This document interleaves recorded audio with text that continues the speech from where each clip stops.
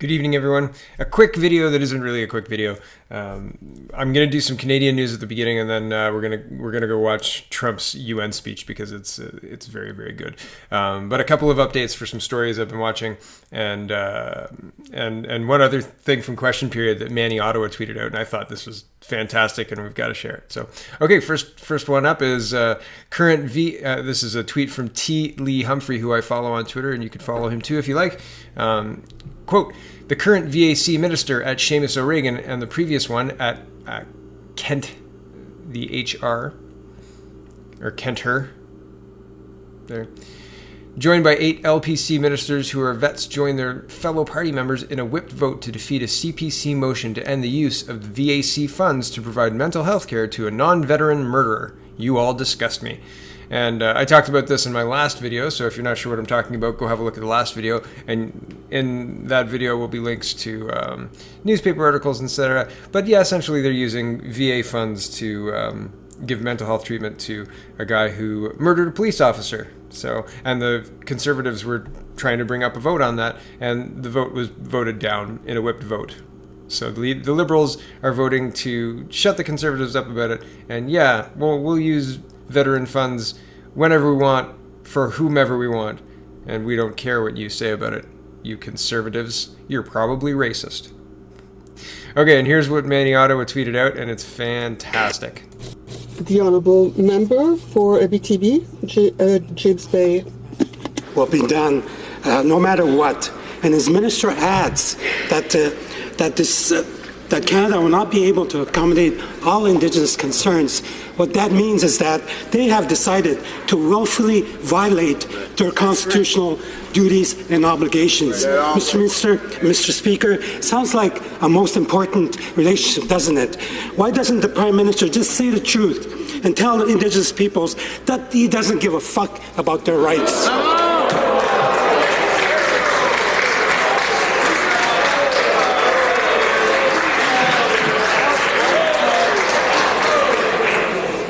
The Honourable Member for Abitibi Bay James Nunavut EU is an experienced member and knows that that is unparliamentary language, and I'd ask him to withdraw the word and apologize. Mr. Speaker, what is happening is so insulting that it makes me so angry, but I do withdraw the word. I sincerely. And so he withdraws it, but still, that's, I mean, for a well-known parliamentarian. New Brunswick had an election, and in typical Canadian style, it's very, very, very split. So the CBC is reporting, quote, Liberals and PC continue to battle over who will govern New Brunswick. Brian Gallant says he'll carry on as Premier, while PC leader Blaine Higgs considers himself Premier-elect. So that's pretty crazy, right? Premier Brian Gallant said he's going to carry on governing New Brunswick, but Progressive Conservative leader Blaine Higgs insists he's a Premier-elect, and the Liberal leader is just prolonging the inevitable. The two men clashed Tuesday over how to interpret the results of a provincial election that suggested the PCs had eked out a minority government, 22 seats to the Liberals' 21, in a legislature requiring 25 for a majority. Two third parties, the People's Alliance and the Green Party, each won 3 seats. So, I mean, like, that's as close as you can get, right? That's pretty crazy. After meeting with Lieutenant Governor Joylyn Roy Venot on Tuesday morning, Gallant said he has permission to continue governing the province while he and his Liberals try to win the confidence of the legislature with fewer seats than his main opponent. Quote, I am still the Premier and we are still the government, Gallant told reporters after the meeting, but we have heard the message loud and clear from New Brunswick last night. There's some uncertainty at the moment, and I recognize that. Yeah, so that's pretty crazy. So, like, there's some details here, but I'll get to the point here. Quote, assuming Gallant carries on, Parliamentary Convention is on his side, he will have to call the legislature before the end of the year, choose a speaker, present a throne speech, and then hold the standard 2-week debate on whether the legislature supports that speech. Gallant says he expects the New Brunswick legislature will sit before Christmas, and if the Liberals lose the confidence of the House, the government will resign. The Liberals find themselves in this difficult spot despite taking a larger piece of the popular vote in the province's 39th general election. With all polls reporting, the Liberals won 37.8% of the votes compared to the PC share of 31.9%. Yeah, but that's not how our system works. Our system works with seats, and it's very, very close. So basically what they're saying is the governing liberals have a chance to attempt to make the government, but likely all of these tricks won't work, and they'll have to they have to go through the process of doing the throne speech, having a speaker, having the debate, and it's going to fail, and then the coalition that makes up the majority government will take control. 22 plus 3 is 25, and you've got a majority there. So I'm anticipating the People's, and I don't believe these guys, the People's Alliance, are not affiliated with Maxime Bernier. I want to be clear about that. As far as I know anyway, and if I'm wrong, please do correct me. But that is not Maxime Bernier's party. And but if they align themselves with the PC government, then they've got a majority. If the Green Party aligns themselves with the PC government, then they've got a majority as well. So I would say that the Liberals have a clock that they're trying to tick down and convince enough seats to move over to their side to prevent them from losing power, which is typical of a Liberal government. Okay, so that's the end of the Canadian news. I wanted to show you guys Trump's UN speech I was watching, so I'm going to make sure that, it's too fast. And man, this is fantastic. I enjoyed watching it the first time. You should watch all of it. The link is in the description, just like with everything I talk about. And there's a couple of things I'm going to focus on. He talks about trade. He talks about settling refugees in their own region. He talks about WTO Reform, which is a little bit into the weeds and not something I'm going to focus on. He talks about withdrawing from the Human Rights Council and no support for the International Criminal Court. He says they have no jurisdiction in the United States. And I was like, what? He rejects globalist ideology, and we're going to watch that. He says immigration policies and the new global compact on migration is rejected by America, and they will not be governed by bureaucrats in some other country who can decide their foreign policy. He said, not a chance. And there's a lot of really great stuff in this speech, and it's only 35 minutes. It's really worthwhile. But here's some highlights, okay? Here we go. In less than 2 years, my administration has accomplished more than almost any administration in the history of our country. America's so true. Didn't expect that reaction, but that's okay.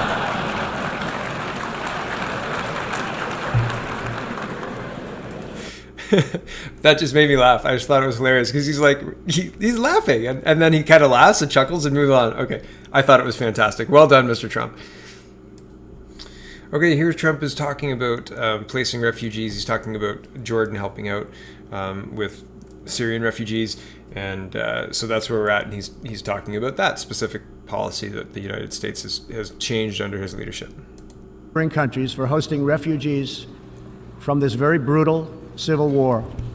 As we see in Jordan, the most compassionate policy is to place refugees as close to their homes as possible, to ease their eventual return to be part of the rebuilding process. This approach also stretches finite resources to help far more people, increasing the impact of every dollar spent. Every solution to the humanitarian crisis in Syria must also include a strategy to address the brutal regime that has fueled and financed it, the corrupt dictatorship in Iran. Okay, and he goes into Iran there, which isn't really what I wanted to focus on. So he was saying that the best idea and the most efficient use of money is to settle displaced refugees close to their home country, so when their home country is safe, they can go back and help and rebuild it. Yeah, man, that's what you want, right? Wouldn't you want to come back and rebuild Canada? Wouldn't you want to come back? I would. Okay, this is Trump talking about, trade, and he drops a bomb on China in the middle of this speech, and kind of gives a check to the president of China saying, hey, man, I like you, but we can't have this. So here, take it away, Mr. Trump. We believe that trade must be fair and reciprocal. The United States will not be taken advantage of any longer. For decades, the United States opened its economy, the largest by far on Earth, with few conditions. We allowed foreign goods from all over the world to flow freely across our borders. Yet, other countries did not grant us fair and reciprocal access to their markets in return. Even worse, some countries abuse their openness to dump their products, subsidize their goods, target our industries, and manipulate their currencies to gain unfair advantage over our country. As a result, our trade deficit ballooned to nearly $800 billion a year. For this reason, we are systematically renegotiating broken and bad trade deals. Last month, we announced a groundbreaking U.S.-Mexico trade agreement. And just yesterday, I stood with President Moon to announce the successful completion of the brand new U.S.-Korea trade deal. And this is just the beginning. Many nations in this hall will agree that the world trading system is in dire need of change. For example, countries were admitted to the World Trade Organization that violate every single principle on which the organization is based. While the United States and many other nations play by the rules, these countries use government-run industrial planning and state-owned enterprises to rig the system in their favor. They engage in relentless product dumping, forced technology transfer, and the theft of intellectual property. The United States lost over 3 million manufacturing jobs, nearly a quarter of all steel jobs, and 60,000 factories after China joined the WTO. And we have racked up $13 trillion in trade deficits over the last 2 decades. But those days are over. We will no longer tolerate such abuse. We will not allow our workers to be victimized, our companies to be cheated, and our wealth to be plundered and transferred. America will never apologize for protecting its citizens. The United States has just announced tariffs on another $200 billion in Chinese-made goods, for a total so far of $250 billion. I have great respect and affection for my friend, President Xi, but I have made clear our trade imbalance is just not acceptable. China's market distortions and the way they deal cannot be tolerated. Okay, so I'm going to leave it there, and if you want to watch more of that particular part, please do. Its link will be in the description. But a couple of things. He announced a free trade deal with Mexico. He announced a free trade deal with South Korea. He announced a $250 billion tariff on China. Do you think that he's going to give two thoughts to dropping a massive tariff on Canada if we don't start to play ball? NAFTA's coming, guys. TikTok. NAFTA deadline's right there, October 1st. And I think that's Trump being nice. And he hasn't scheduled any conversations with Justin. He wants fair and reciprocal trade. That was the beginning of this 3-minute tirade. And I agree with everything he said. Absolutely everything he said. So, okay, hold on. We'll go to the next bit. Here he is talking about rejecting the globalist ideology and globalist governance. America is governed by Americans. We reject the ideology of globalism, and we embrace the doctrine of patriotism. Around the world, responsible nations must defend against threats to sovereignty, not just from global governments, but also from other new forms of coercion and domination. In America, we believe strongly in energy security for ourselves and for our allies. We have become the largest energy producer. Okay, I just wanted to focus on he's saying very clearly, globalism is not our thing. And he's talking here about, he's going to talk about Germany buying Russian gas. So that's what he's going to go off on there. And hold on, we're going to get to the next clip. Here he's talking about immigration and every country's right to set their own immigration policy.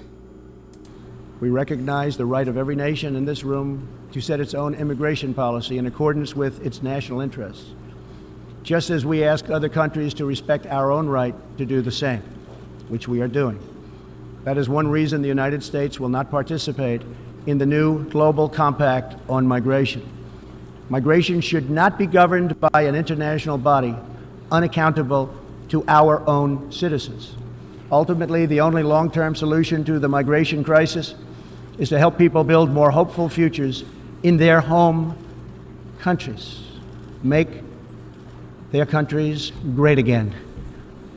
Currently, we are witnessing a human tragedy, as an example, in Venezuela. More than 2 million people have fled the anguish inflicted by the socialist Maduro regime and its Cuban sponsors. Not long ago, Venezuela was one of the richest countries on earth. Today, socialism has bankrupted the oil-rich nation and driven its people into abject poverty. Virtually everywhere socialism or communism has been tried, it has produced suffering, corruption, and decay. Socialism's thirst for power leads to expansion, incursion, and oppression. All nations of the world should resist socialism and the misery that it brings to everyone. In that spirit, we ask the nations gathered here to join us in calling for the restoration of democracy in Venezuela. Today we are announcing additional sanctions against the repressive regime, targeting Maduro's inner circle and close advisors. We are grateful for all of the work the United Nations does around the world to help people build better lives for themselves and their families. The United States is the world's largest giver in the world by far of foreign aid, but few give anything to us. That is why we are taking a hard look at U.S. foreign assistance. That will be headed up by Secretary of State Mike Pompeo.